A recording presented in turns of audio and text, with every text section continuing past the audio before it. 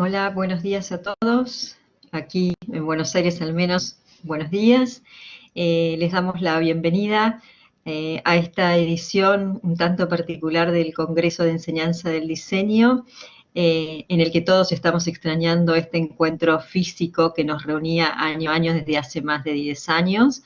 Eh, pero quiero comentarles que todo está funcionando muy bien y que ha sido muy enriquecedor hasta ahora lo que llevamos desarrollado del Congreso. Así que les damos la bienvenida y me gustaría, María, si podés, antes de iniciar, eh, que nos recuerdes bien el manejo de los tiempos, cuántos minutos tiene cada ponencia, independientemente de la cantidad de expositores, y cómo es luego la dinámica. Así estamos todos bien informados y respetamos los horarios, que es muy importante en este caso. Les recuerdo que en esta edición del Congreso hay 59 comisiones y más de 700 ponencias, así que estamos muy felices por eso. Si querés, María, ¿nos recordás eso, los datos de la ¿Cómo no? dinámica? La idea es que las exposiciones duren 5 minutos. Yo les voy a ir avisando por el chat privado cuando les quede un minuto para que puedan ir dándole cierre. Van a exponer uno detrás del otro y luego abrimos el espacio a preguntas y al debate. Les voy a pedir a los participantes que si tienen alguna pregunta que quieran hacer, las vayan dejando en el chat grupal, así hacia el final de la comisión tomamos esas preguntas para conversar. Perfecto. Si les parece, ahora vamos a ir, les voy a plantear el orden, que es el que está establecido desde la organización del Congreso, y teníamos la solicitud de Florencia Platino de dar en otro orden porque necesitas pasar a otra comisión. Por lo tanto, Florencia vas a ser la primera, así después podemos respetar el orden de todas las demás ponencias y les voy leyendo cómo va a ser el orden entonces. En primer lugar, María Florencia Platino, la ponencia es Museo de la Constitución, Diseño Universal, Innovación y Accesibilidad Cultural. Luego, Iván Urbano Riofrío, la influencia, esto está en alemán, no lo voy a leer, en la emergencia del diseño de Ecuador. Luego, Jorge León Bermúdez, los carteles de Feria de Diseño Independiente de Lima y su relación con la cultura popular peruana, periodo 2010-2019. Luego, Gabriela Carolina Durán Tapia, patrones de crecimiento urbano a partir de la producción residencial de promoción pública de la segunda mitad del siglo XX, caso Guayaquil, Ecuador. Luego, resignificación de los signos visuales de la fiesta popular Pase del Niño, Rey de los Reyes de Riobamba, de Berta Alejandra Paredes Calderón. Luego, Andrea Hernández Pinol, Revelación de Tesoros Humanos Vivos de la Nube. Luego, Víctor Camilo, Tipografías sin Límites, de Brasil. Luego, Andrea Ferreira Costa y equipo, accesibilidad y recalificación de la Rúa Grande de San Luis. Luego, Victoria Basile Carvalho. Luego, Aurora Berlanga, Cultura y Diseño para reflexionar, contextualizar y actuar. Luego, Lila Isabel Pagola, debate sobre el derecho de autor y derecho a la cultura del diseño. Luego, Laura Viviana Fernández, derecho a la identidad, género y moda. Y allí terminamos. Son 12 ponencias en total. Así que si les parece bien, comenzamos, María Florencia, contigo, ¿sí? Bueno, buenos días. No sé si se me ve bien. Sí, perfecto.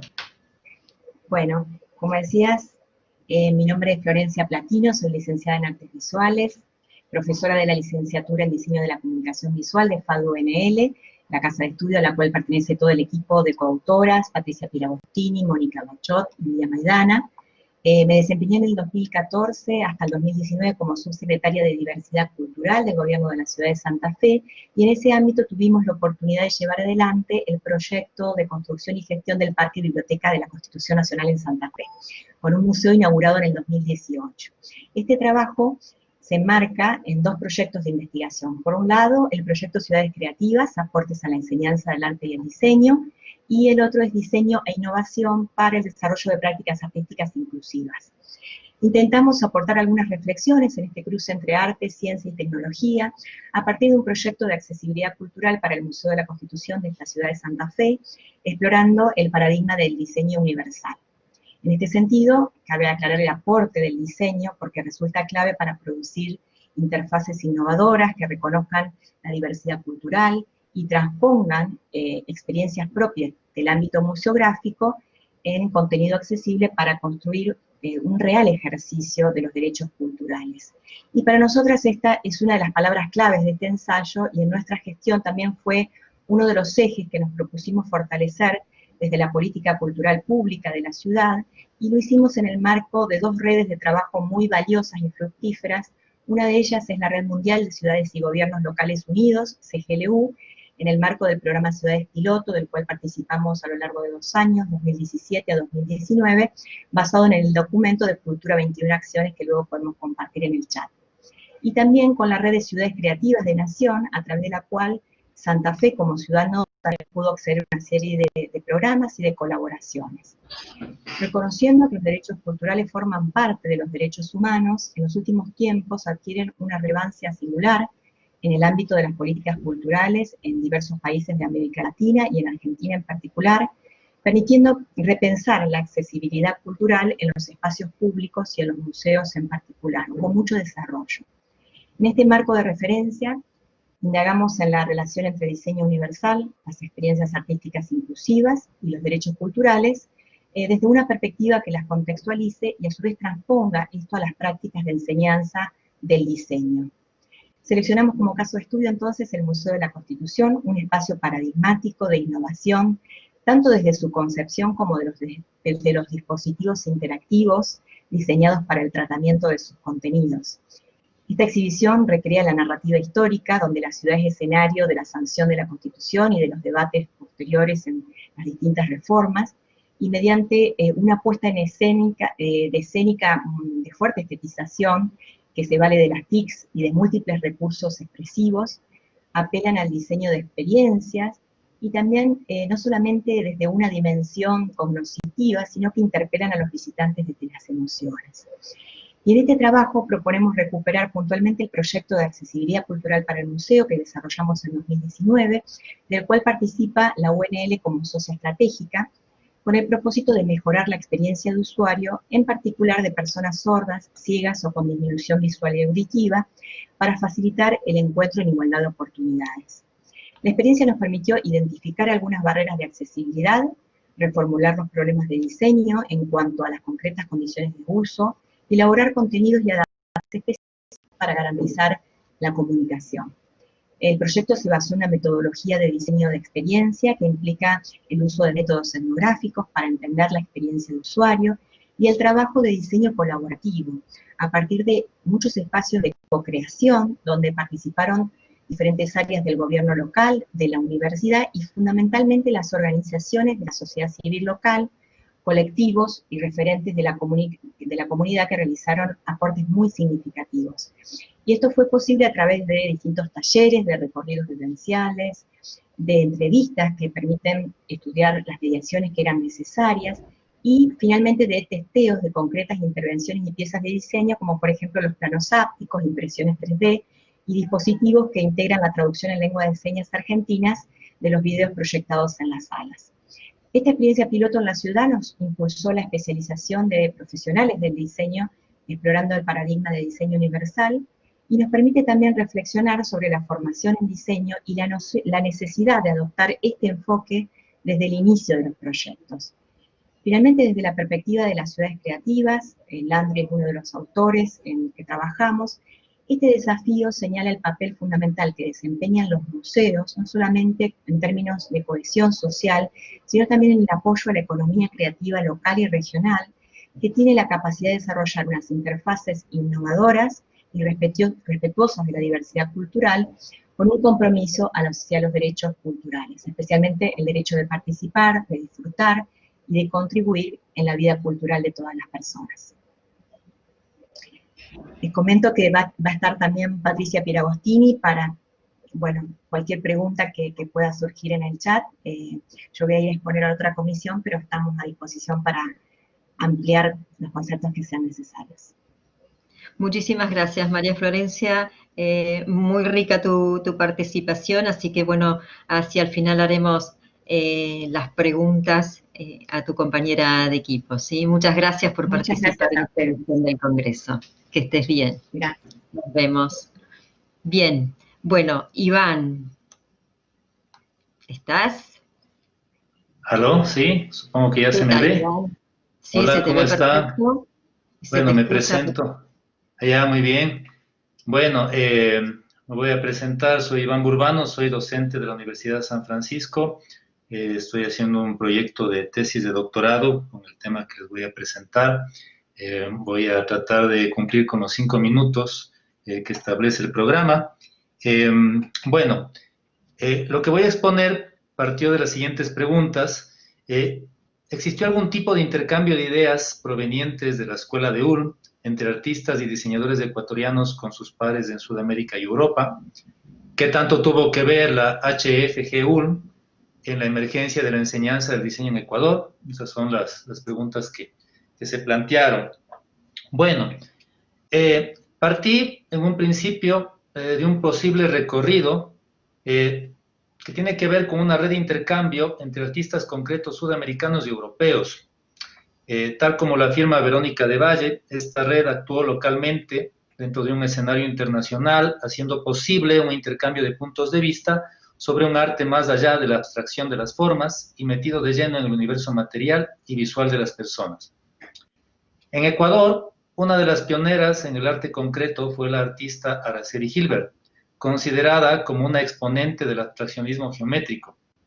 Hilbert fue parte del grupo francés Abstracción Creación, cofundado por Auguste Herbin, quien además fue amigo suyo. Las ideas de Hilbert circularon por su red de conocidos, en su mayoría artistas, arquitectos e intelectuales, quienes a su vez las llevaron a sus diversos ámbitos de acción, entre ellos las emergentes práctica y enseñanza del diseño. Entre estas personas destacan los artistas de origen europeo Olga Fisch y Jan Schroeder, y los arquitectos ecuatorianos Hugo Galarza, Guido Díaz y Lenin Oña. De esta manera, el arte concreto contribuyó en la práctica y en la enseñanza del diseño en el Ecuador a través de la inserción de un nuevo campo de visión racional entre el arte y su función social. No obstante, en una sociedad como la ecuatoriana, atravesada en ese momento por una creciente búsqueda de una identidad nacional, el significado de las ideas concretas se transformó. Esto derivó en una búsqueda por otorgar un valor identitario a los productos diseñados. Esta identidad buscó referencias en las culturas materiales y visuales de las comunidades indígenas, lo que se evidencia en el trabajo de Olga Fisch, Hugo Galarza y Jan Schroeder, que vincularon el diseño y la artesanía. Hugo Galarza también co-creó y dirigió, durante mediados de la década de 1960, el Centro Experimental de Diseño adscrito al Centro de Desarrollo Industrial del Ecuador, CENDES. Además, fue docente de la primera cátedra de diseño en la carrera de arquitectura en la Universidad Central del Ecuador. Su alumno, Guido Díaz, con una visión integral del diseño, de pensamiento más racionalista productivo, se alejó de la corriente artesanal y creó el Instituto de Diseño, Comunicación y Experimentación Índice en el año de 1979. Díaz mantuvo relaciones con el ALADI, la Asociación Latinoamericana de Diseño Industrial, adscrita al ICSID, y con el diseñador colombiano Jairo Acero, vinculado a Artesanías de Colombia.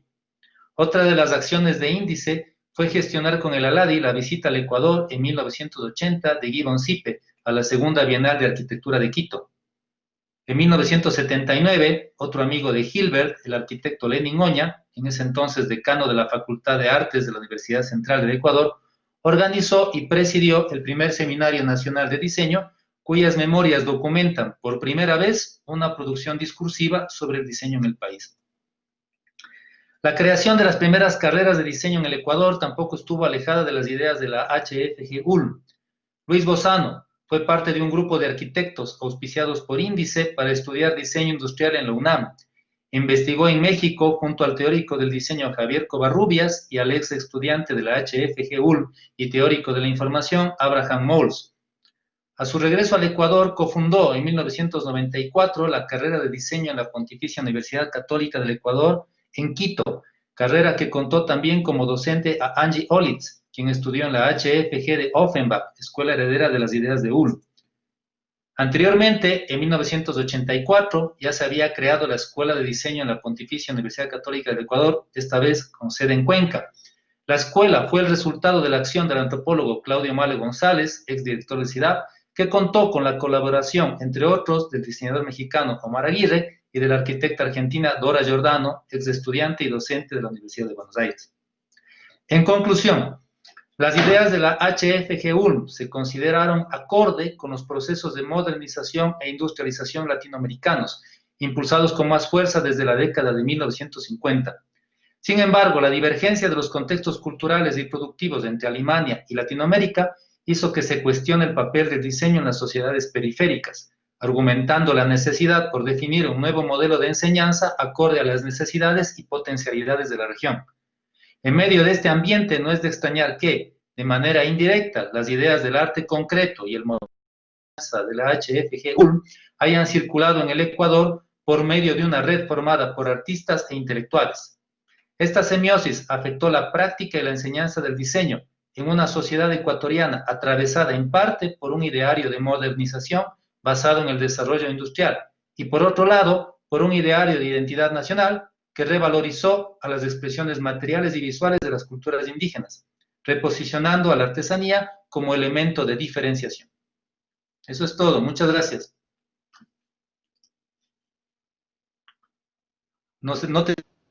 Muchas gracias, Iván. Muchísimas gracias. Listo. Muy rica, muy interesante tu presentación. Las preguntas, recordad que las vamos a hacer, los intercambios, hacia el final, luego que hayan expuesto todos, ¿sí? Muy bien. Bien. En el orden seguiría Jorge León Bermúdez. No lo veo en el listado de presentadores, así que Jorge, si estás, das señales de vida.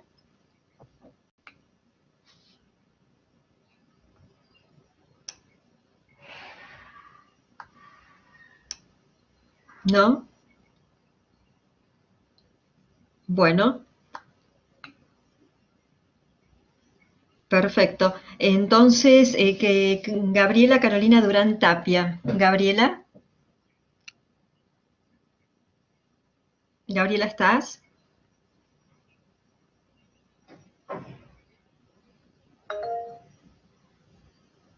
Perfecto, Gaby. Activa tu micrófono y tu cámara, por favor.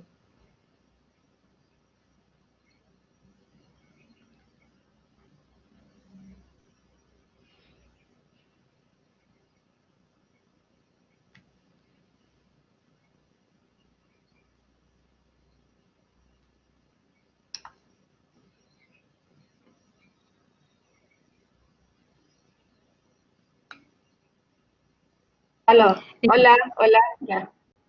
¿Me Ahora escuchas? sí. Sí, se te escucha perfecto. Todavía no te vemos. A ver, En la parte ahí, inferior, ahí se te ve sí. perfecto. ¿Cómo estás, Gaby? Hola, ¿qué Bienvenida. tal? ¿Cómo están? Buenas tardes. Un gusto estar aquí Muy bien. nuevamente. Tengo algo para proyectar, no sé cómo proyectarlo. ¿Cuál es la opción de compartir No, pantalla? no, es que no están habilitadas las presentaciones, ¿sí? Precisamente por Oh, las ya. dificultades técnicas, así que dentro de las indicaciones estaba previsto que no están habilitadas las presentaciones precisamente por estas cuestiones técnicas. ¿Mm? Oh, qué pena. Bueno, me presento. Mi nombre es Gabriela Durán Tapia. Represento a la Universidad Católica de Santiago de Guayaquil, en Ecuador, y asimismo como Iván, estoy avanzando en mi tesis doctoral. El tema, el que estoy trabajando, se llama Patrones de crecimiento urbano a partir de la producción residencial de promoción pública, es decir, todos los conjuntos habitacionales gestionados, construidos y planificados por el Estado. Me centro básicamente en la segunda mitad del siglo XX en una política de vivienda, realmente es la primera política de vivienda oficial que se establece en la ciudad y es muy diferente a la segunda política en la cual estamos ahora sumergidos. Esta segunda política es a partir del año 92, por lo que mi periodo de estudio es desde el 60, cuando inicia la primera política, hasta el corte del año 92. Y bueno, y así tomo como una muestra todos estos conjuntos habitacionales de Guayaquil, gestionados por el gobierno, y me pongo a analizar realmente su morfología, ¿verdad? Entendemos que las ciudades son sistemas, ¿verdad? Son sistemas complejos. Nunca es un sistema lineal ni tan sencillo como pareciera, sino tiene eh, múltiples causas, múltiples consecuencias, y hay una serie de aspectos que se pueden analizar y también desde dónde se puede analizar.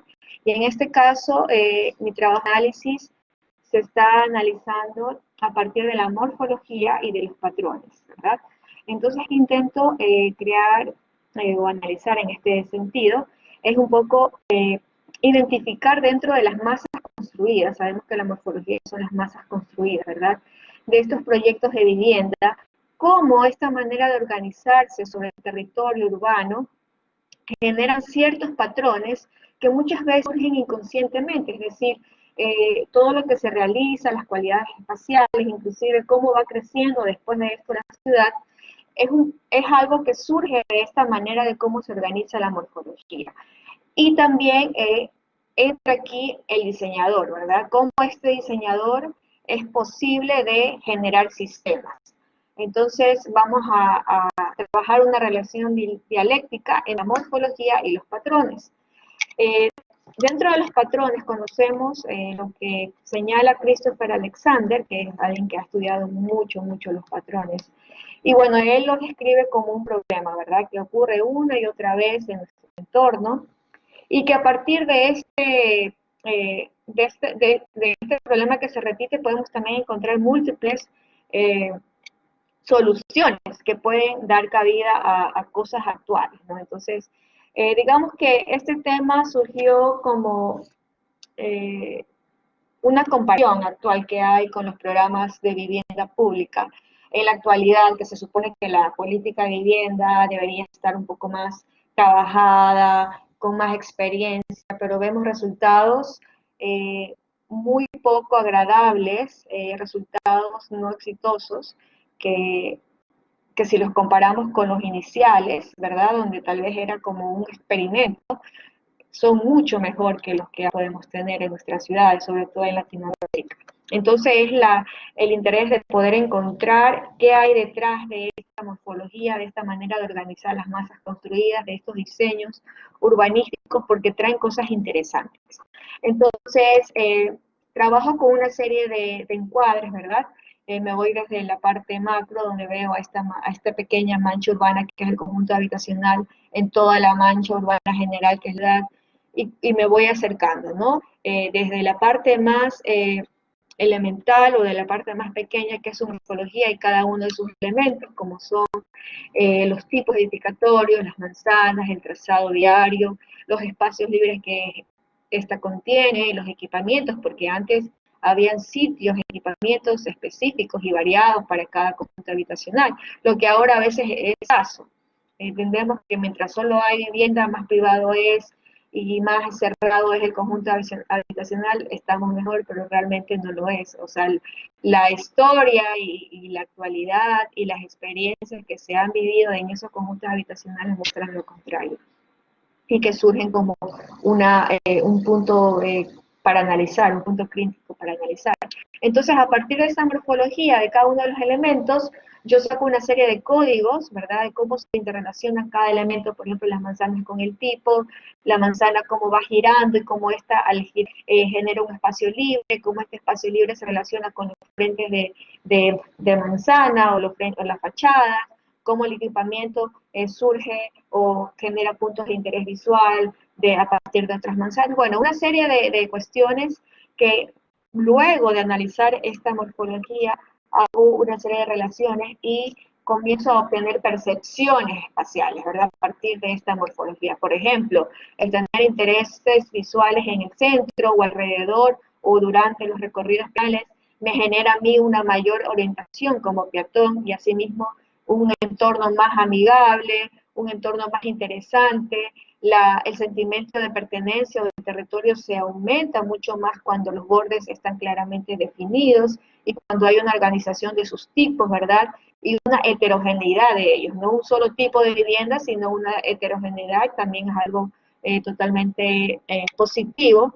Y así comienzo a analizar, ¿no?, cómo esta morfología interviene en el orden espacial, en el interés visual, en el contraste de espacio. Mientras tenemos más contrastes en nuestros interiores urbanos, más exitoso va a ser el conjunto residencial, los grados de cerrado, etcétera, etcétera. Entonces tengo una serie de códigos que estos se van combinando unos a otros y a su vez luego los podemos analizar con el gran macro que sería el conjunto habitacional correspondiente a la expansión de la ciudad en sí, ¿no? Y es interesante, ¿verdad?, cómo podemos, a partir de simplemente de masas construidas, podemos obtener percepciones espaciales y a su vez tratar de comprender estos patrones de crecimiento de la ciudad, únicamente enfocados en mi trabajo del trabajo doctoral a la vivienda pública, porque realmente es lo que podemos ver que hay mucho problema actualmente. Pero si nos podemos analizar en todo tipo de residencias, será mucho mejor. Tendríamos más cuestiones más claras para los futuros diseños urbanísticos que podamos realizar. Entonces, como conclusiones, podemos obtener que, bueno, el análisis morfológico sí es capaz de identificar características físicas y espaciales puntuales de cada producción de vivienda, unifamiliar en este caso, algo que lo mencionaba Capel. También cada uno de los elementos de esta estructura urbana y estas interrelaciones que generan acometen patrones resultantes de su estructura física. También lo señala Solá Morales en uno de sus estudios. Asimismo, la espacialidad se entiende como una organización global que vincula dialécticamente organizaciones envueltas y envolventes, ¿verdad? Lo que envolvemos y también lo que nos envuelve. También lo menciona Fernández.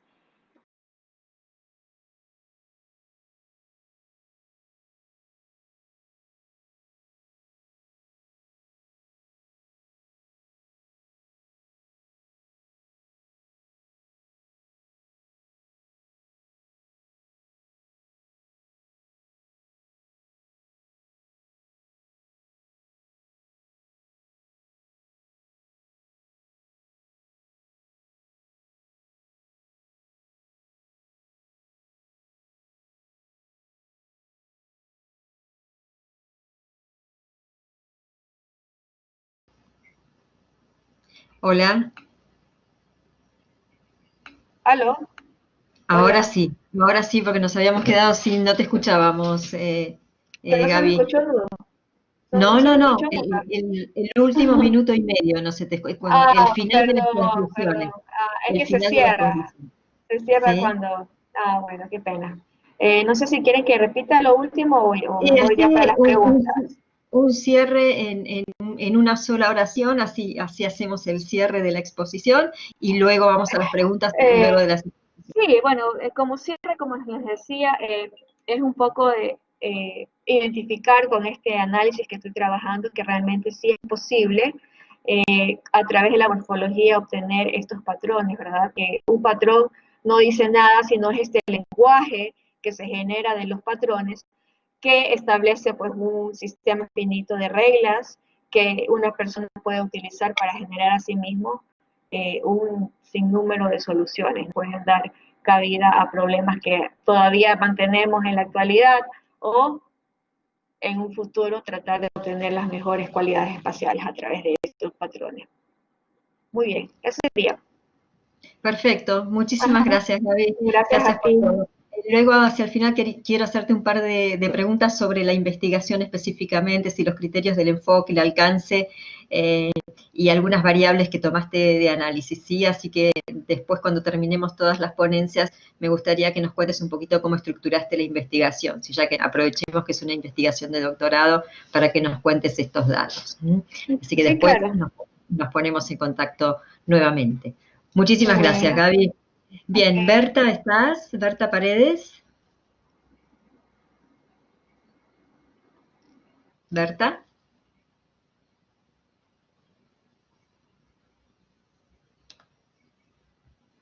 ¿No?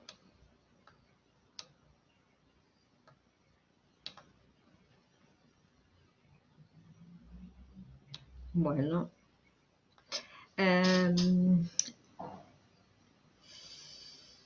Andri Hernández.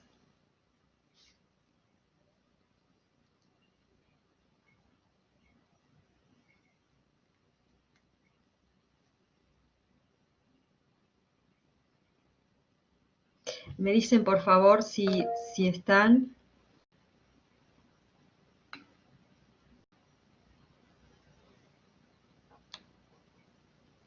Bien, yo sigo y ustedes me van diciendo. Víctor Camilo, ¿estás?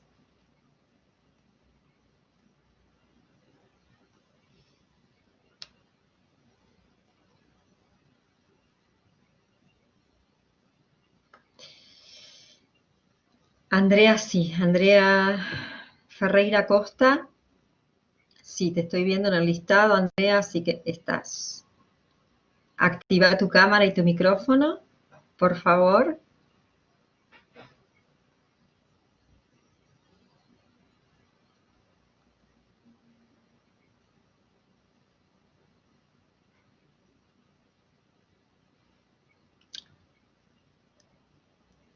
Andrea Catián Ferreira Costa, ¿estás? Te estoy viendo en el listado, sí, de presentadores, así que estás. Perfecto, Andrea, activa tu cámara y tu micrófono, por favor, que están en la parte inferior de la pantalla. Cliquea sobre el micrófono y la cámara.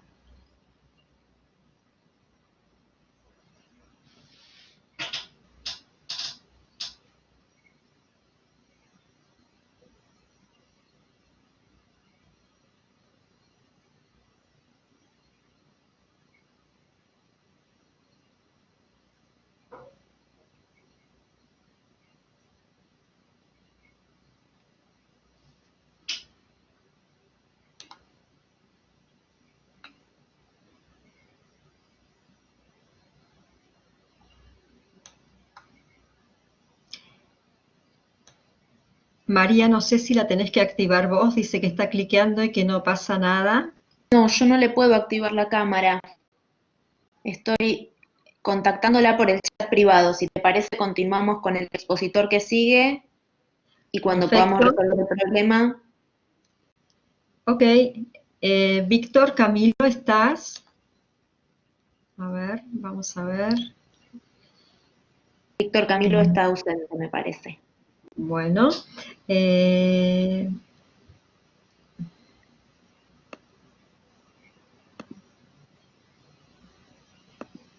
Víctor Basile.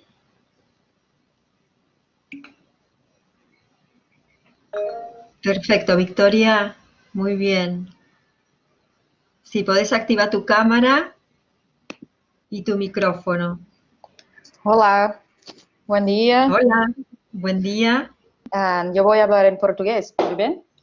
Bien, ¿podés activar la cámara, Victoria? Entonces, yo estoy con problema de cámara. Ah, ok. Ok, Tudo bem? perfecto. Te escuchamos entonces. Tudo bem. Boa tarde, meu nome é Vitória Basile. Eu vou apresentar em português.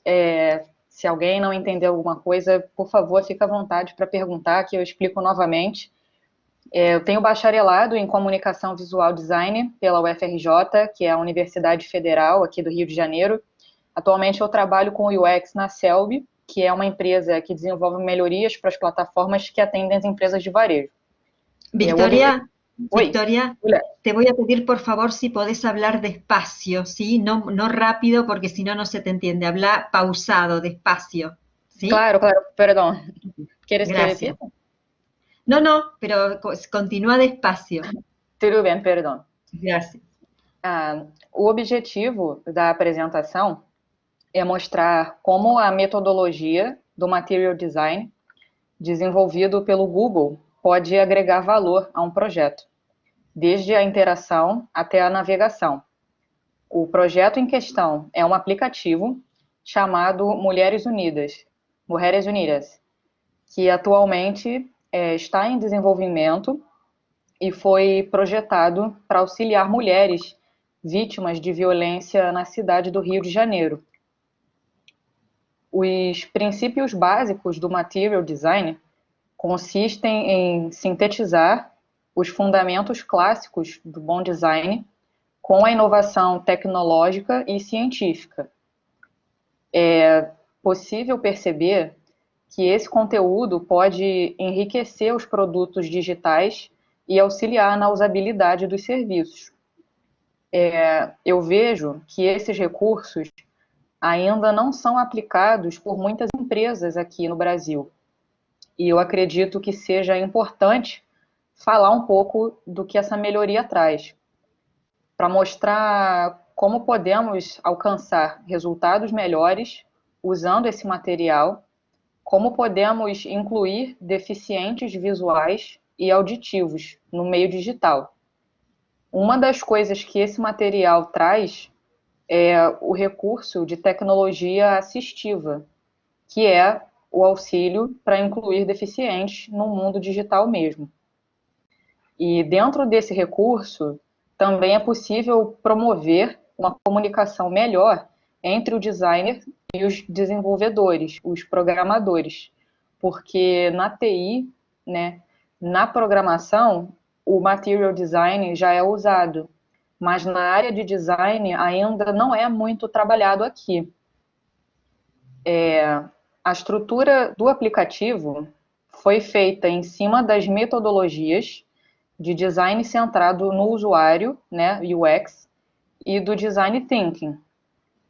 A predominância é da metodologia de arquitetura de informação, do designer Saul Verman, assim como a utilização do design centrado no usuário, do autor Travis Laudermilk e do Steve Krug.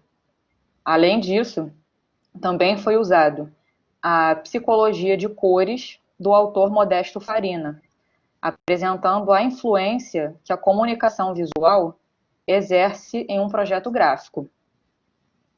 Ontem mesmo, no Fórum de Criatividade Solidária, eu mostrei todas as etapas desse processo de pesquisa. O material, inclusive, está disponível, que dá para ver com mais detalhes como foi desenvolvido, até chegar no projeto gráfico do Material Design. Eu acredito que tudo que projetamos no design é feito para os outros, não para nós. E é para contribuir para a sociedade, para melhorar a qualidade de vida das pessoas.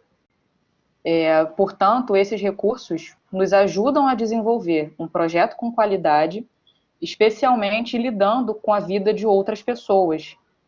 Nós precisamos compreender realmente quais são as necessidades dos usuários e compreender como podemos projetar para essas pessoas soluções para que tenham uma qualidade de vida melhor.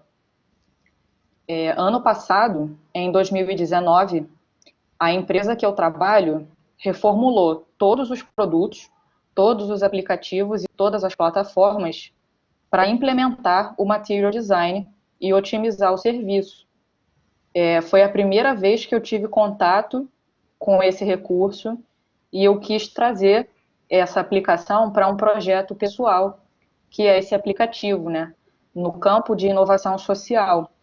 Eu quis mostrar nesse material que eu trouxe como que essa dinâmica, essa metodologia da Google consegue auxiliar numa plataforma de informações que trabalha questões da segurança pública e da saúde pública do Rio de Janeiro, na intenção de ajudar mulheres que buscam ajuda para se livrar da situação de violência doméstica. É isso. Muitas gracias. Muchísimas gracias, Victoria. Muchas gracias. Muy interesante tu relato. Me gustaría luego también hacerte algunas preguntas, ¿sí? Esto de trabajar innovación social a partir del pensamiento de diseño y de la experiencia de usuario. Muchas gracias. Y ahora sí, seguimos. Vamos a ver si... Aurora, ¿estás? No. Vamos a ver. Lila, por favor.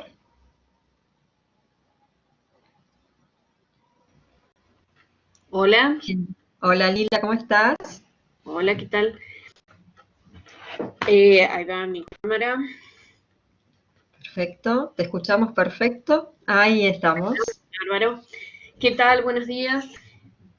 Buenos días. Bueno,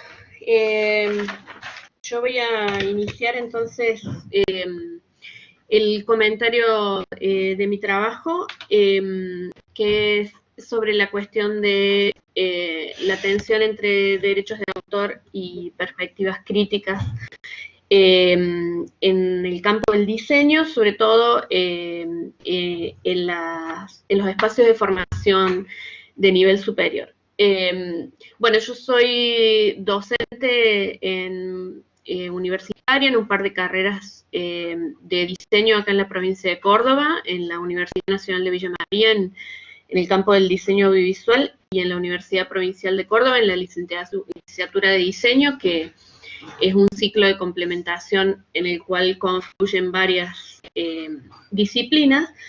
Y bueno, la primera cuestión que yo quería señalar en el trabajo es que me voy a referir principalmente a la problemática en el conjunto de las disciplinas de diseño que tienen que ver con el trabajo con información, fundamentalmente diseño gráfico, diseño audiovisual y diseño interactivo, en tanto que son las que producen obras autorales y por lo tanto están inscriptas en el derecho de autor y no en la propiedad industrial, ¿no? Que es otra de los regímenes que abarca la propiedad intelectual en general. Mi idea no es hacer una introducción a la temática, si bien de los derechos de autor, a la temática legal, si bien es una de las problemáticas que detectamos precisamente en aquellos espacios curriculares en los cuales se introduce el tema, que usualmente no tienen representación específica en las currículas de las carreras de diseño, es decir, salvo algunas excepciones donde UNL, puede ser uno de los casos, por ejemplo, y en general más presentes en el ámbito del diseño industrial que en las otras disciplinas que acabo de mencionar. Entonces suelen aparecer en la enseñanza del diseño en algunas materias que por las características de las problemáticas que abordan necesitan trabajar la cuestión de los derechos de autor. Entonces, ahí cuando aparece la temática de los derechos de autor en el campo del diseño, acotado a las obras autorales, como lo mencioné previamente, suele aparecer desde dos perspectivas. Una que es la que llamamos de tipo legal o el enfoque legal o autoralista, ¿sí? Que es el enfoque que es un enfoque de tipo técnico, ¿no? Muchas veces llevado adelante estrictamente por abogados, en los cuales se presenta de una manera a veces descontextualizada la letra de la legislación, en nuestro caso la Ley de Propiedad Intelectual, la 11723, respecto de, bueno, de las distintas disciplinas o de los distintos tipos de obras autorales que intervienen en el campo del diseño, por ejemplo, la producción de imágenes o específicamente de fotografías, la producción de obras audiovisuales, la producción de textos, ¿no? Que son todas o algunas de las que aparecen, por ejemplo, en el diseño gráfico, en el diseño interactivo, en el diseño audiovisual.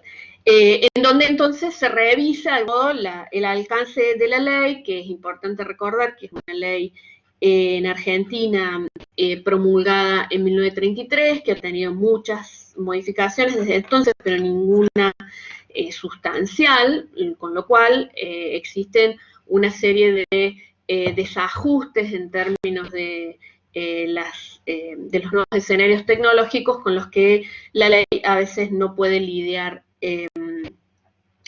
muy bien. Entonces, también donde surge en algunos casos la otra perspectiva, que es la que yo llamo la perspectiva crítica, que introduce la tensión con los derechos culturales, que ya los mencionó la colega de la primera exposición, la perspectiva del derecho a la cultura, en lo cual aparece, digamos, el viejo debate en torno al tipo de pacto social que suponen los derechos de autor en ese balance entre justamente la compensación a los autores y el derecho de la ciudadanía a acceder a las producciones culturales, ¿no?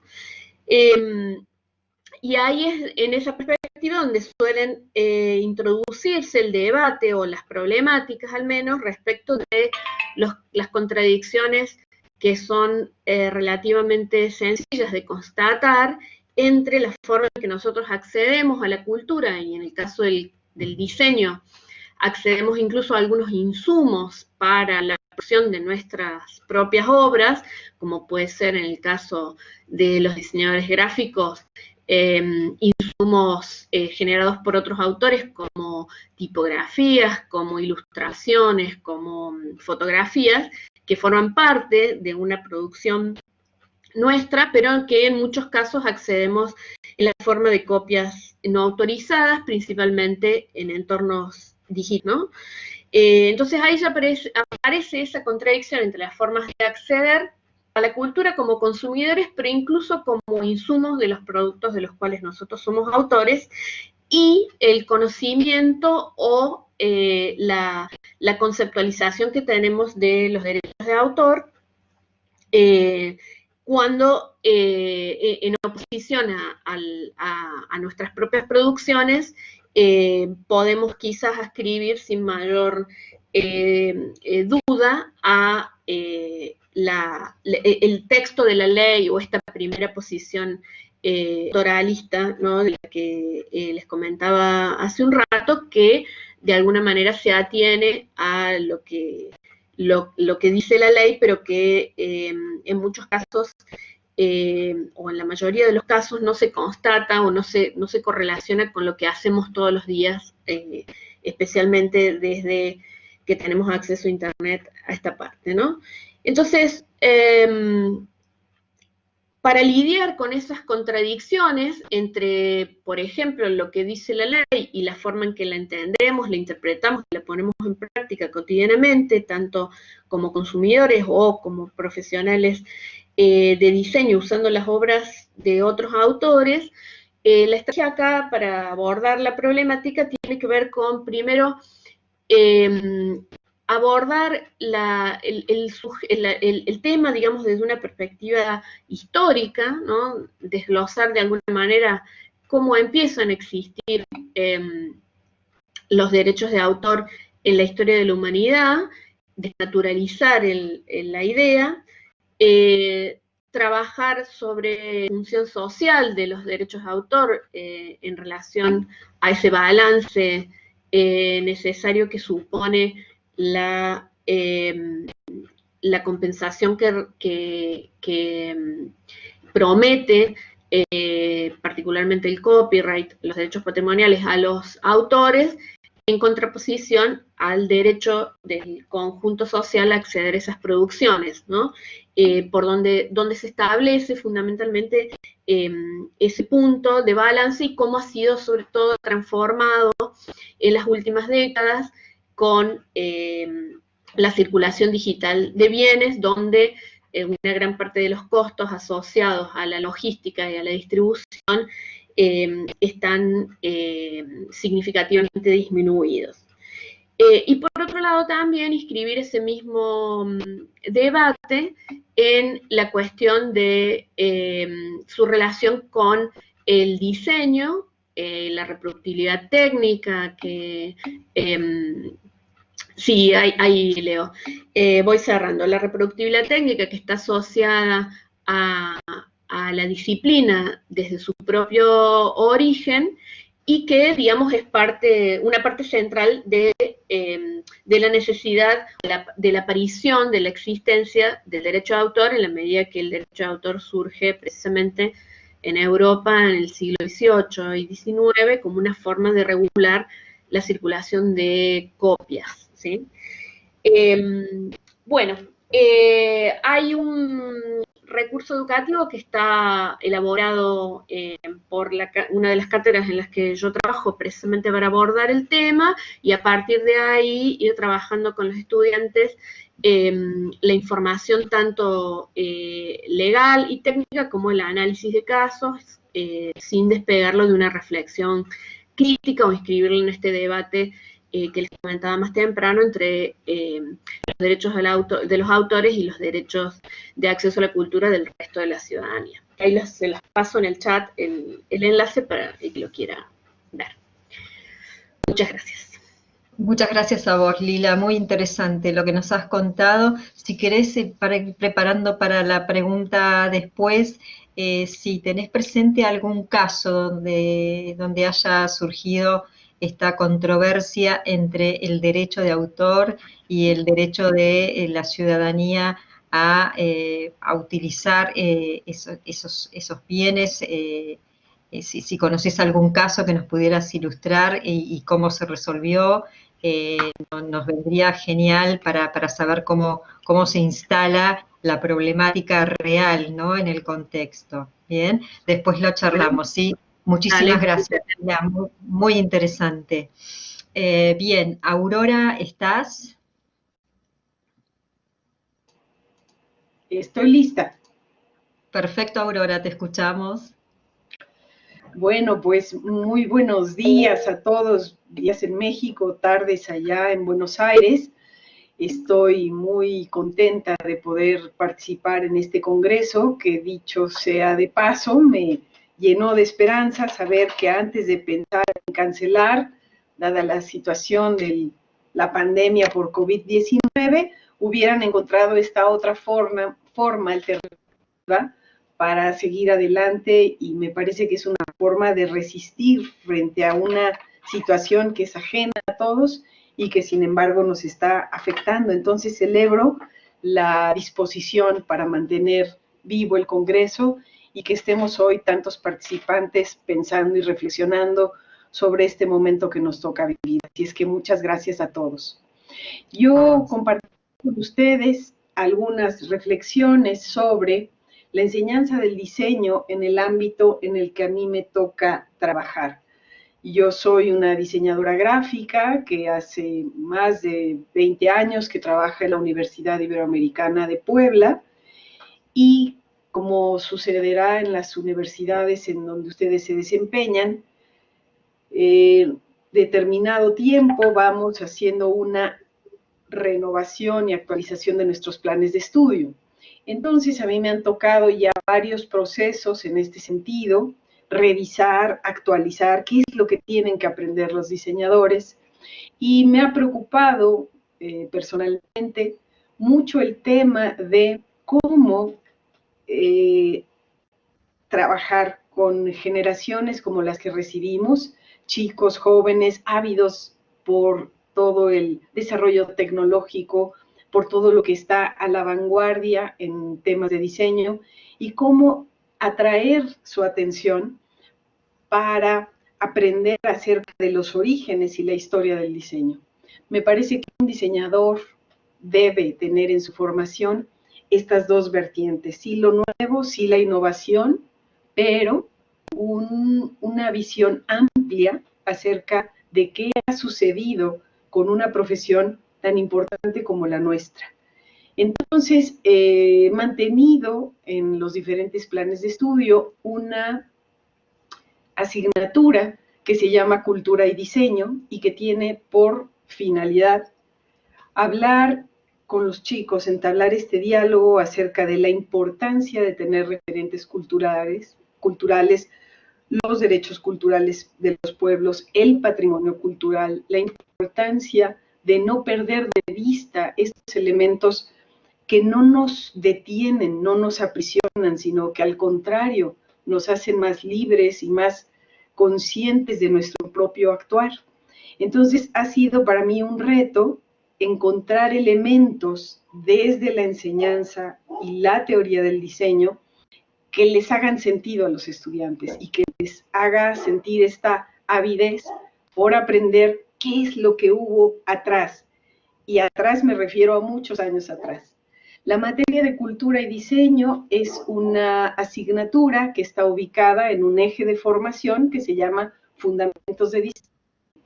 Es una materia para los estudiantes del segundo semestre, son alumnos de muy reciente ingreso a la universidad, y por eso me interesa que sepan que hay un pasado que nos enriquece y que además puede potencializar mucho nuestras propuestas de diseño.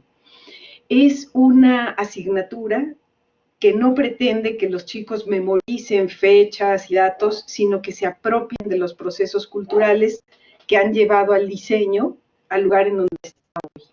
Entonces, revisamos desde los elementos patrimoniales, esa institución fundamental que es el museo para la conservación y este diálogo entre el diseño y la cultura, y vamos revisando desde el diseño todo lo que ha sucedido principalmente en la historia de México. Yo sé que compartimos en nuestros países latinoamericanos muchos elementos comunes.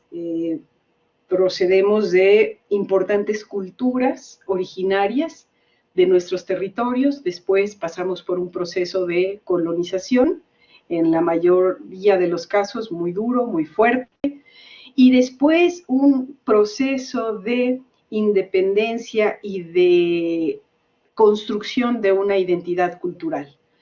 Entonces, vamos abordando todos los elementos del diseño, desde el México prehispánico hasta el México actual, y vamos elaborando una carpeta de proyectos que nos permitan aprender del pasado, los temas del presente. Entonces, en mi país existe un juego popular, que no es de origen mexicano, pero sin embargo aquí se ha arraigado mucho, que es el juego de la lotería. Son 54 cartas que muestran diferentes aspectos de la cultura del país. Es un juego que a lo largo de la historia se ha ido actualizando, evidentemente porque la vida de los pueblos cambia, y entonces asignamos un tema. Y al chico que le toque el tema de la muerte, o la campana, o el nopal, o la dama, van a construir su carpeta de diseño con esa temática, pero aplicada en un timbre, en una postal, en un ex libris, en una carta de lotería, pero ya en una versión contemporánea. Y el objetivo del ejercicio es analizar, observar, encontrar en estos elementos fundantes del diseño y la cultura mexicana ¿qué puedo aprender para mis propios proyectos de diseño?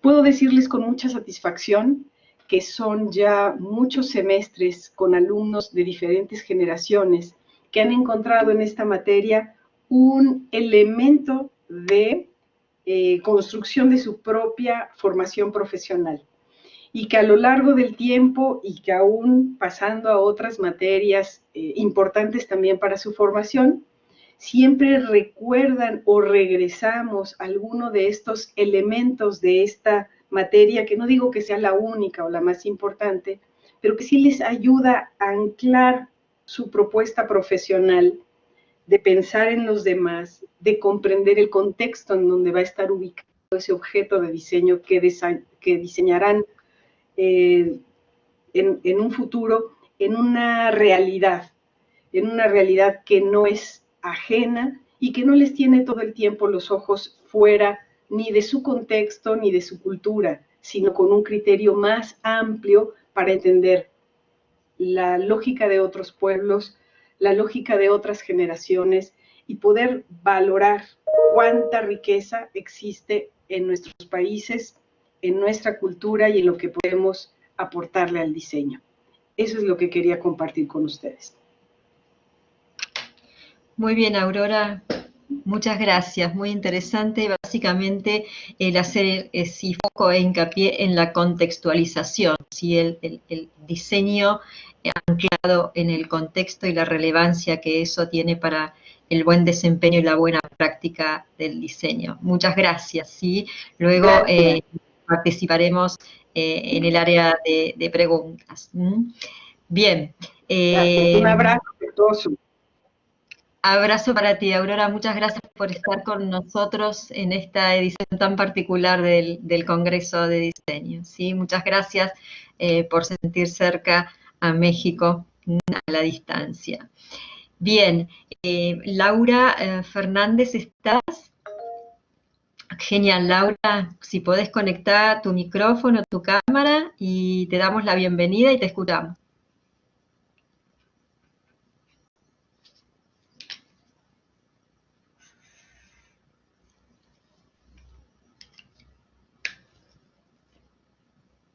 ¿Se me escucha? Ahora sí. Se me ve también, ¿no? Ok. Sí, perfecto, perfecto. Bueno, ¿qué tal? Buenas tardes. Mi nombre es Laura Fernández. Me voy a presentar. Soy abogada, soy docente en la UBA y en la UADE. Y en la UADE tengo un proyecto de investigación sobre identidad e imagen y su relación con la moda. Y hoy voy a compartir con ustedes ¿qué relación existe entre el derecho a la moda y el derecho a la identidad como derecho personalísimo? Bueno, ya me adelanté, el derecho a la identidad es un derecho personalísimo que todos tenemos y este derecho a la identidad va a abarcar tanto el aspecto cultural como el de género. Y están íntimamente vinculadas con la moda porque ambos derechos parten del principio de la igualdad que en la Argentina, a pesar de estar reconocida desde la Constitución de 1853, nos ha costado un poquitito reconocer ciertos derechos. Cuando hablamos de la identidad cultural, ¿qué es la cultura? Bueno, la cultura son aquellas costumbres, aquellos hábitos, muchas veces tienen que ver con la ideología, con la religión, el desarrollo de estos principios tienen que ver con la moda porque la moda va a fundamentar en su relación a la cultura en cómo se identifica el sujeto con relación a ellos. Y nos vamos a sentir identificados, vamos a reconocer esa identidad en la medida que nos identifiquemos con los parámetros que marca la sociedad para determinada época. Nosotros encontramos algunos pueblos donde tienen una marcada identidad con la cultura y la moda, como por ejemplo en la India, que la gente viste de determinada manera porque la religión marca que se debe de vestir de determinada manera. Hay ciertos pueblos en América Latina donde la tradición marca la forma de la vestimenta. En el norte de la Argentina encontramos lo mismo. Pero culturalmente, y más en las grandes orbes, nosotros copiamos los modos culturales de vestir de otras sociedades. Entonces así copiamos la moda europea, así copiamos la moda americana, y muchas veces esa moda está lejos de los parámetros culturales de la Argentina. ¿Por qué? Y porque no encontramos de qué manera encajamos en esa moda. ¿Por qué no encontramos de qué manera encajamos? Y esto tiene que ver con que la moda y la cultura marca un abismo. ¿Por qué marca un abismo? Porque recién a partir de noviembre del año pasado tenemos una ley de talles. Entonces, cuando nosotros copiábamos moda de otros países, por ahí o importábamos moda de otros países, nos encontramos que culturalmente no encajamos en esos talles. Y de ahí la serie de inconvenientes y de problemas que trae a hombres y mujeres no encontrarnos encasillados en esos estilos de vestimenta. A eso también le tenemos que sumar lo que se llama la democracia de la moda, que no encontramos ropa para todas las personas, aunque hay muchos que dicen que esto de la democracia de la moda no es tan así, no es tan así. El otro aspecto de la identidad es la identidad de género. Y yo empecé diciendo cuánto tardamos en reconocer algunos derechos. La identidad de género la reconocemos a partir del 2012 con la Ley de Identidad de Género. ¿Qué es el género? Bueno, podemos decir que el género es el aspecto cultural del sexo, el que es biológico e inmutable. Esta definición que yo acabo de dar ha recibido un sinnúmero de críticas, especialmente por aquellos que consideran de que no existe un género femenino y un género masculino, sino que existen un sinnúmero de géneros. Originariamente, los géneros han sido dos, hombre y mujer. Hoy ya vemos que eso ha pasado el horizonte del hombre y la mujer.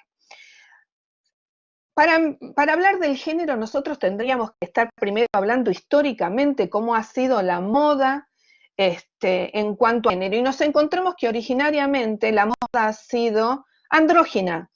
Hombre y mujer vestían de la misma manera, nada más que podía llegar a haber una diferencia según la clase social a la que pertenecían. Durante la Edad Media ya hemos diferenciado los cuerpos del hombre y la mujer y adaptamos la vestimenta para el hombre y la mujer, con más adorno, con menos adorno. Bueno, me queda un minuto, así que voy a ser lo más rápido que pueda.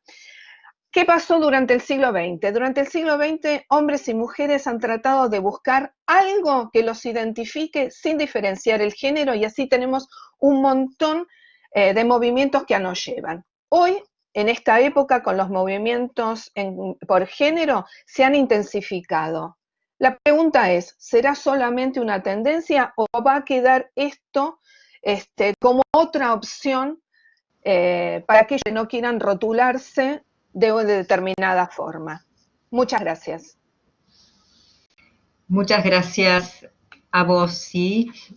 Muy interesante el planteo y además esto de el instalarse, el no gender, el genderless, las identidades reversibles de hace ya unos 7 años a esta parte y toda la controversia ligada a la identidad y al género, ¿no? Esto que vos planteás, el género como una institución cultural y no biológica. Bueno, luego avanzamos con las preguntas, ¿sí? Muchísimas gracias por tu participación, muy interesante. No, gracias a ustedes. Por favor. Andrea Ferreira, ¿estás ahora? ¿Pudiste conectarte? Genial, buenísimo, Andrea. Si querés, activa el micrófono y la cámara.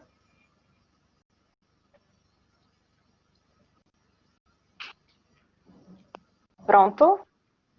Hola, bienvenida. Olá. ¿Cómo estás? Bene. ¿Dónde estás, Gracias. Andrea? ¿A dónde estás? Brasil, São Luís, Maranhão. Bien, perfecto. Muchísimas gracias. Bienvenida. Te escuchamos. Habla despacio, por favor, Andrea, así te podemos entender bien, ¿sí? Como? Que hables despacio. Pausado. Sim, Ok. pausadamente. Perfecto. O volume tá bom? O áudio? Sí. Estão me ouvindo bem? Sí, sí, perfecto. Pronto. Posso começar? Cuando quieres, comenzar. Então, nosso tema, né, acessibilidade e requalificação da Rua Grande, em São Luís. Esse trabalho, ele é parte de uma pesquisa do doutorado que eu faço na Unesp. Meu orientador é o professor Luiz Carlos Pasquarelli, professora Rocio também, e meu trabalho é pessoa com deficiência visual no centro histórico, porque eu já tinha um trabalho com o centro histórico Então, eu fiz esse recorte espacial, né? Centro Histórico de São Luís. E, então, essa pesquisa, ela busca analisar o grau de acessibilidade ou qual a acessibilidade espacial que existe nessa área da Rua Grande, é uma rua, a maior rua do comércio de São Luís, conhecida como Rua Grande, chamada também Rua Oswaldo Cruz, e o foco é a pessoa com deficiência visual, porque no Brasil tem um número muito grande de pessoas que se declaram com deficiência, mais de 23% da população, segundo o IBGE de 2010, e dessa população, a maior parte das pessoas com deficiência apresentam uma deficiência visual. Então, por tudo isso, o meu recorte é numa outra área do centro histórico, mas como já aconteceu a requalificação de algumas áreas no centro histórico recentemente, como na Rua Grande, enfim, na Praça Deodoro, e tem outras etapas acontecendo agora mesmo, então eu já procurei observar o que há de acessibilidade naquela área, envolvendo as pessoas com deficiência, que eu já há algum tempo, e, enfim, algumas vezes a gente pôde caminhar por algumas áreas, mas agora com a pandemia tudo parou, então, nesse caso, nós ficamos com as entrevistas, né, mas sempre mantendo o contato com esse público. Então, essas pesquisas na área de acessibilidade para pessoa com deficiência visual em centros históricos, em áreas tombadas, é uma coisa rara da gente encontrar. Encontramos muito, mas quando se trata de pessoas com deficiência de um modo geral, é uma coisa meio generalizada, ou então mais voltado para pessoas com mobilidade reduzida, deficiência física. Aí vem todo aquele pensamento da acessibilidade na sua primeira dimensão, que é a acessibilidade física, né? Rampas, corrimão, elevadores, o primeiro pensamento. E as outras dimensões da acessibilidade, elas ficam meio de lado e não contemplam, então, todas as pessoas com diversos tipos de deficiência, né? Então, algumas pesquisas mostram bem isso, né? E eu trago no artigo esses Paiva, Costa, Outra Costa, enfim. São Luís do Maranhão é uma cidade que, além de ter um centro histórico protegido pelo município, pelo estado e em nível federal, também é tombado pela Unesco como Patrimônio Mundial, desde 1997. Então, por tudo isso, né, se tem uma atenção para essa área. O IPHAN, que é o Instituto de Patrimônio Histórico Artístico Nacional, ele tem um caderno de normas, que é de 2014, que trata dessa questão da mobilidade e acessibilidade, para exatamente esse tipo de espaço. E aí tem exemplos no mundo que alguns podem ser utilizados, outros têm que ser adaptados, porque tem que ver cada caso, né? O fato é que de 1960 para 1980, essa questão da acessibilidade, ela ganhou, né, o corpo no mundo todo. Estados Unidos, muitos falam em desenho universal, traz o desenho universal, aí o desenho inclusivo já na Suécia, Europa, traz essa ideia da sociedade para todos. Então, a ideia é essa, um local mais inclusivo, né?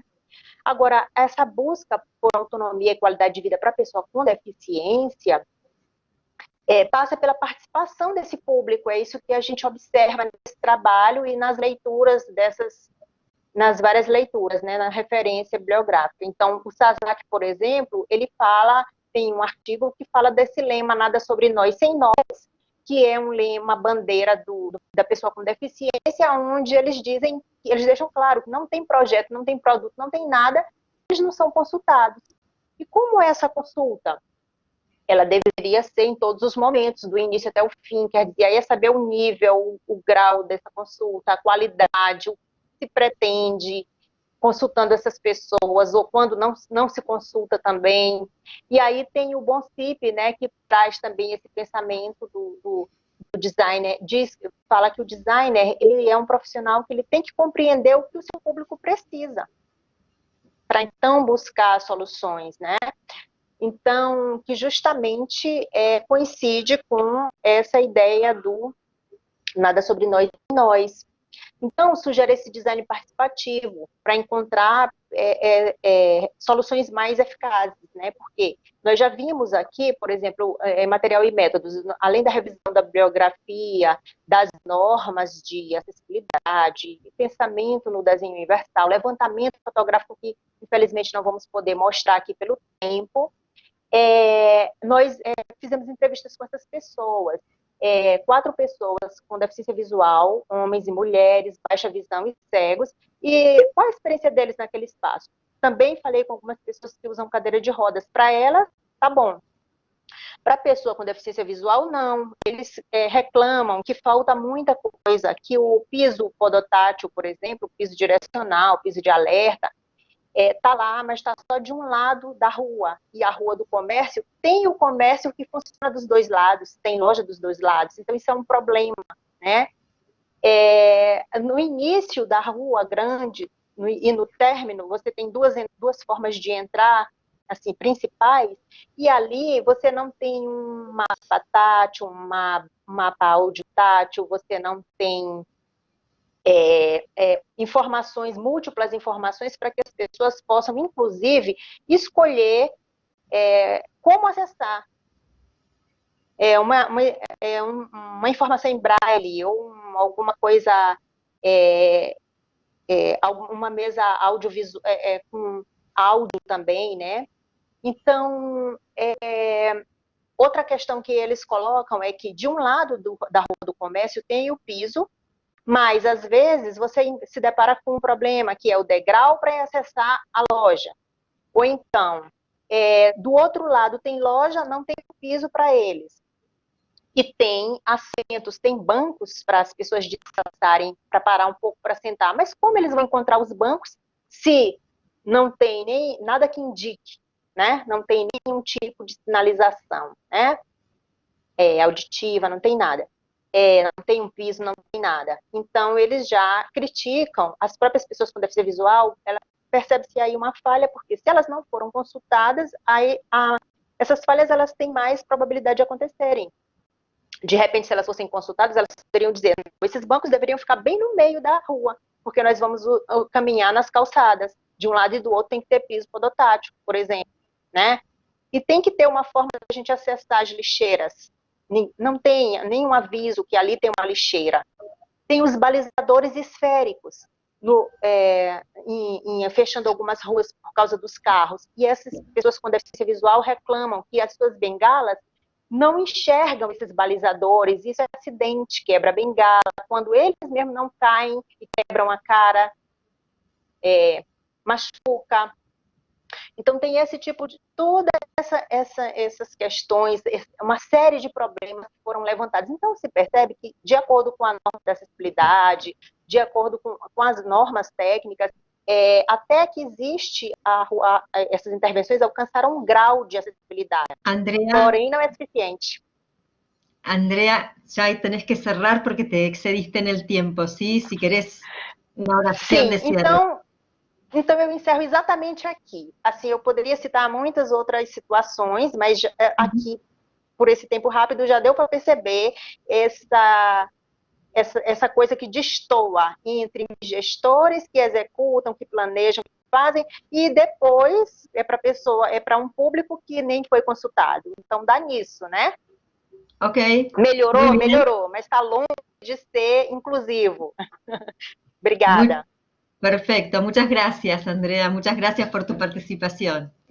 Obrigada, gracias. Bien, Andri, ¿qué tal? Bienvenido, ¿cómo estás? Hola, buenas tardes, ¿cómo están? Bueno, agradecido de estar hoy con ustedes por acá. ¿Me ven? ¿Me escuchan bien? Sí, perfecto. Bueno, súper.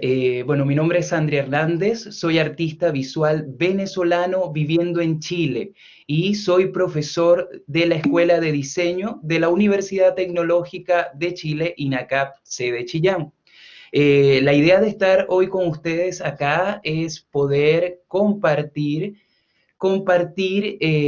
algunas incidencias de actividades generadas durante el año 2019. Durante este año, las escuelas de diseño de la universidad se propusieron diseñar diferentes actividades para la formación patrimonial de sus alumnos de diseño.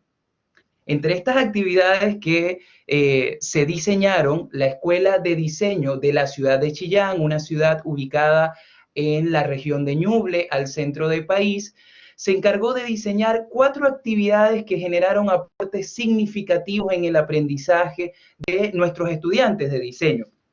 Dentro de esas actividades que se diseñaron para la formación patrimonial, para que nuestros alumnos estuviesen dotados de herramientas y recursos para la visibilización y puesta en valor de su patrimonio, se diseñaron 4 actividades sumamente interesantes. Una fue unos recorridos patrimoniales por diferentes hitos patrimoniales de la región, recorridos patrimoniales que buscaban que los estudiantes reconocieran, visibilizaran a través de la fotografía, a través del dibujo y otras disciplinas, su patrimonio material e inmaterial.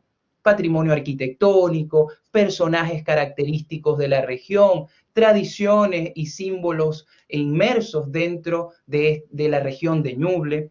La segunda actividad que se diseñó fue un taller de fotografía patrimonial, el primer taller de fotografía patrimonial desarrollado en la región. Esta se desarrolló en una ciudad llamada San Nicolás, una ciudad rural en las cercanías de la ciudad de Chillán, donde se emplaza la sede de la universidad. Y en este taller patrimonial se dotaron a estudiantes de diseño y otros personajes de la comuna en la herramienta de la fotografía, como un recurso para la puesta en valor y visibilización del patrimonio. Este taller terminó con un encuentro patrimonial bastante significativo porque los estudiantes de diseño y otros personajes pudieron fotografiar, entrevistar y poner en valor de algún modo a actores del quehacer cultural de la propia comuna y de la región. Estoy hablando de cantores populares, artesanos, pintores y demás cultores que ese día se encontraron y le dieron la oportunidad a los estudiantes de diseño de la escuela a fotografiar, entrevistar y generar material de visibilización. La última actividad que se diseña desde la Escuela de Diseño de INACAP, Chillán, fue una exposición fotográfica que termina poniendo en valor, fue una exposición para la puesta en valor de ese patrimonio y la exhibición de todas estas actividades desarrolladas a lo largo del año 2019. El objetivo principal que tuvieron todas estas acciones dentro de la escuela fue evidentemente visibilizar el patrimonio material e inmaterial de la región y dotar a nuestros estudiantes de diseño de una forma un poco más integral, de herramientas como la fotografía, el dibujo y demás disciplinas para que los estudiantes pudiesen reconocer y poner en valor su propio patrimonio. Eso era lo que quería compartir con ustedes y sé que hay poquito tiempo. Voy a dejar al chat unos videos que enmarcan todas estas actividades y que además que sirven como aporte y también como ejemplo para formar en patrimonio y formar de una forma más integral a nuestros alumnos de diseño. Perfecto, André, muy bien. Muchísimas gracias por compartir tu trabajo y tu experiencia del aula con nosotros, ¿sí? Muchísimas gracias.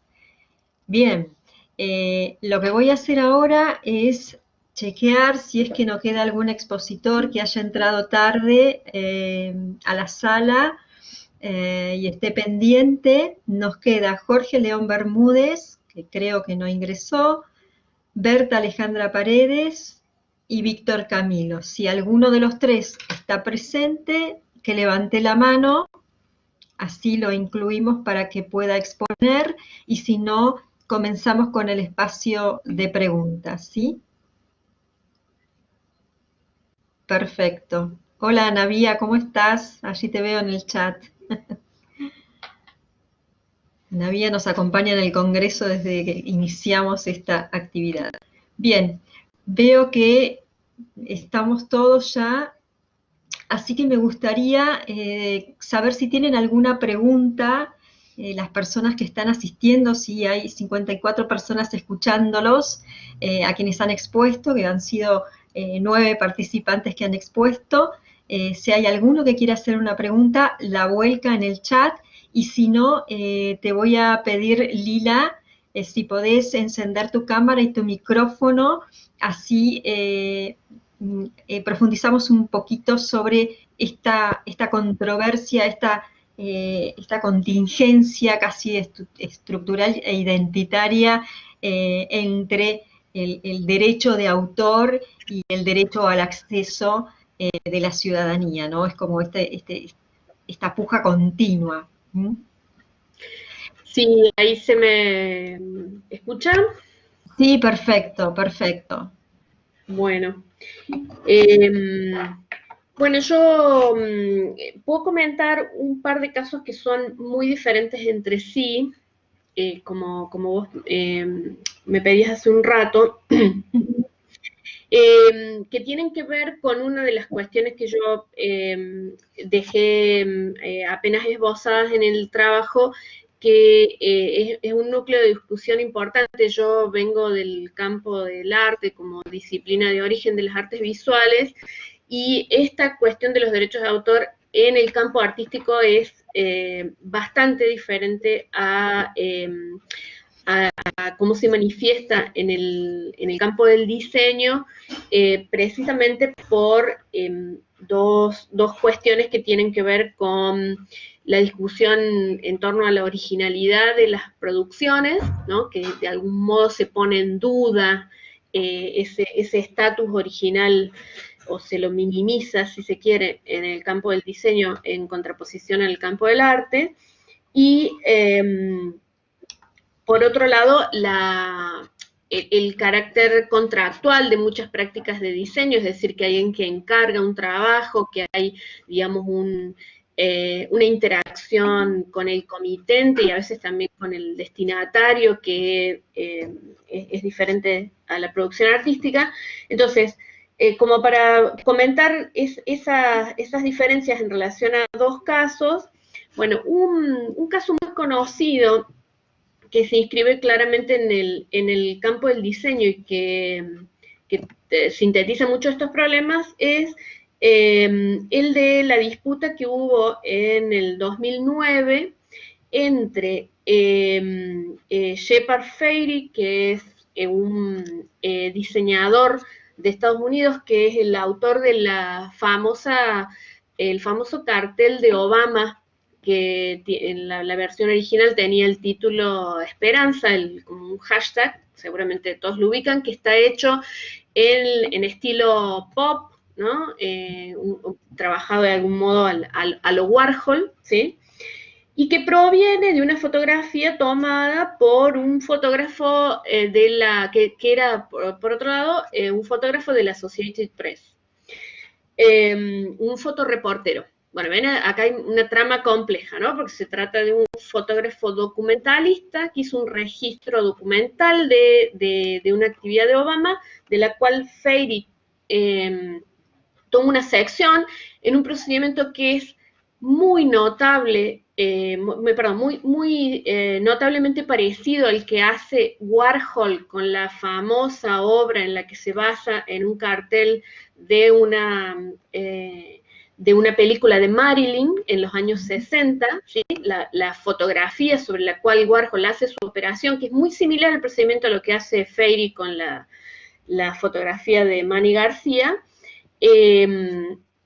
lo hace en base a un cartel publicitario de una película de Marilyn. Bueno, ese caso fue llevado a la justicia de Estados Unidos por plagio por la Associated Press, ¿sí? Y Freire tuvo que sacarlo de circulación y pagar. Obviamente que esto fue después de la campaña, ¿no? O sea, el cartel circuló ampliamente, cumplió su función, pero digamos como justamente ahí había además intereses comerciales muy fuertes, porque se imaginarán que esa imagen tuvo un impacto muy directo sobre la identidad visual de la campaña de Obama. Se hicieron, fue un proceso muy largo que además incluso después derivó en otro proceso por el que Freire tuvo que responder por haber escondido pruebas. Bueno. Muy distinto al caso de la forma en que ha sido, por ejemplo, en que se ha inscrito la producción de Warhol respecto de esta misma apropiación que hizo del cartel de Corman, que es el fotógrafo que sacó esa foto, en los años 60, que eso se inscribe en algo en una excepción que en Argentina no existe, que se conoce como uso justo, ¿no? Bueno, el uso justo se aplicó como criterio con Warhol y su producción artística, pero no jugó en términos de argumentación para el caso de Freire. Y el otro ejemplo, rápidamente, es un ejemplo local, que no es del campo del diseño, pero que de nuevo trae la atención esta que les digo sobre cómo se entiende el proceso creativo y dónde entra ahí los derechos de autor. Hay un escritor que se llama Pablo Kachatjian que en el año 2009 publicó una obra, que quizás la han escuchado nombrar, que se llama El Aleph engordado. El Aleph engordado es una versión del cuento de Borges al cual él le agregó 3.500 palabras. Es decir, está el cuento de Borges que tiene insertadas en el medio de forma indistinguible, o sea, uno no puede saber cuáles son de Kachatjian y cuáles de Borges, a menos que lo contraste con la original de Borges. Engordó entonces el Aleph con 3.500 palabras. Bueno, ese caso fue llevado a juicio en Argentina por la viuda de Borges, por María Kodama, por plagio, porque fue una edición muy pequeñita. Estamos hablando de Kachatjian es un escritor independiente, fue una edición de 200 ejemplares, o sea, acá no había una cuestión comercial en disputa, que es algo que muchas veces atraviesa estas cuestiones, sino que lo que Kodama quería era que se probara plagio. Bueno, eso no salió así después de un largo periodo que duró el juicio, porque la defensa principal de Kachatjian fue que lo que estaba en juego era la libertad de los artistas para hacer este tipo de experimentos que supone, por ejemplo, remixar, en este caso, la obra de Borges para crear una nueva obra, donde además claramente la cuestión de los intereses comerciales no estaba en discusión, porque la explotación de esa obra había sido, bueno, con una edición muy chiquitita, ¿no? Bueno, eso solamente para decir que en general donde hay intereses comerciales poderosos, muchas veces no se llega a demandas, sino que cuando hay una infracción flagrante, es decir, cuando alguien infringe el derecho de autor, como se trata de un delito penal, si lo que se busca es obtener algún rédito económico, en general se amenaza con una denuncia y se arregla antes de llegar, o sea, se media antes de llegar a la instancia penal, ¿no? Porque es bastante seria, o sea, bueno, nada, lo hice un poco largo, disculpas, pero es como... Apasionante. Sí, ciertamente, todo el mundo. Porque es una controversia, es un continuum, ¿no? Parece que no tuviera solución el tema y que va a ser persistente, ¿no? Sí, además, bueno, está actualizado por la problemática digital, ¿no? Que trae otro conjunto de nuevos problemas. Exactamente. Es inherente a la disciplina creativa y del diseño en particular. Muchísimas gracias, Lila, por tu aporte, por tu explicación. Te voy a pedir ahora, María, que nos digas cómo estamos de tiempo, ¿sí? Nos quedan 10 minutos. Perfecto. Podemos Sí, hacer alguna pregunta más y ya hacemos el cierre. pondría en la voz de Gaby Durán todo lo relacionado al rescate y la valoración del patrimonio urbano en distintas, se habló del tema, varios de los expositores tocaron el tema del patrimonio, como en el caso de San Luis de Maranhão, bueno, en Guayaquil, el Museo de la Constitución, muchos de los participantes tocaron el tema del patrimonio urbano y la valoración del espacio. Entonces, Gaby, si estás, si querés renderle la pregunta sobre qué pasa con esto de la construcción de forma inconsciente, ¿sí? Referida a la morfología, etcétera. Lo contestaste por acá, pero me gustaría que lo compartas verbalmente. Bueno, a lo que me refería con la construcción inconsciente, básicamente era el enfoque de lo que actualmente el gobierno suele construir.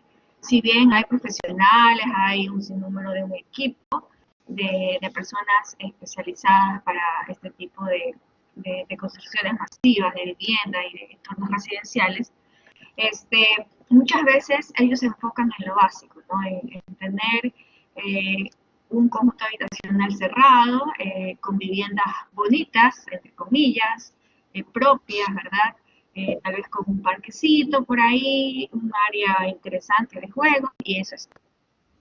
Pero nunca se han puesto a analizar realmente cómo ha respondido tal vez otros modelos anteriores, en este caso los de la segunda mitad del siglo XX que yo estoy estudiando. ¿Qué más trae? O sea, ¿qué más hay detrás de esa organización que solo la casa bonita o el parque? Entonces, yo creo que no estoy tampoco negando del todo lo que se ha hecho hasta el día de hoy, lo que se hace, pero sí considero que se puede analizar y pueden haber maneras diferentes de organizar estas masas construidas para el mismo tipo de personas, el mismo tipo de ciudad, o sea, nada ha cambiado. Yo sé que hay muchas tecnologías ahora, pero la manera de la organización es lo que genera realmente esa vivencia y esa calidad espacial. No tanto el modelo de la vivienda, sino más bien la organización. Y a eso es lo que yo me estoy enfocando, porque lo mío es prácticamente urbano. No me pongo a analizar la vivienda, cuántos dormitorios tiene, cuántas plantas, o sea, eso no. La manera de cómo se organizan estas masas. A eso me refería. Perfecto. Muy bien, Gaby, muchísimas gracias. Bien, si no hay ninguna otra pregunta, ¿no? Bueno, entonces, gracias a todos que se están escuchando las participaciones y gracias en especial a María Florencia, a Iván, a Gabriela, a Andri, a Andrea, a Victoria, a Aurora, a Lila y a Laura por sus maravillosas presentaciones y participaciones, por estar presentes, aún en este momento un tanto desconcertante y complejo que estamos viviendo de manera planetaria. Les damos, por supuesto, la bienvenida para que puedan participar en otras comisiones del Congreso y nos volveremos a ver en el próximo, el año que viene, seguramente, donde ya podremos volver a vernos físicamente, abrazarnos y compartir este espacio de encuentro maravilloso que siempre fue el Congreso. Así que gracias a todos. Si querés, María, poner el link donde van a poder encontrar la presentación, toda esta comisión ha sido grabada, así que todo esto lo van a tener disponible. Si podés, María, nos pones en el chat el link donde va a estar disponible o algún dato para que puedan encontrar el material. Perfecto. Y bueno, nos volvemos a ver en la próxima. Muchísimas gracias. Las gracias a vos, María Elena, por coordinar la comisión y también a todos los expositores y expositoras que participaron. Les recuerdo que todas las comisiones de la semana están grabadas y van a estar subidas en el sitio web a partir del mes de agosto, así que si las quieren volver a ver, en agosto van a estar disponibles. Le quiero agradecer también a todos los participantes que estuvieron presentes y también invitarlos a la siguiente comisión, que es Tendencias en Diseño, que comienza a continuación. Muchísimas gracias. Gracias a todos.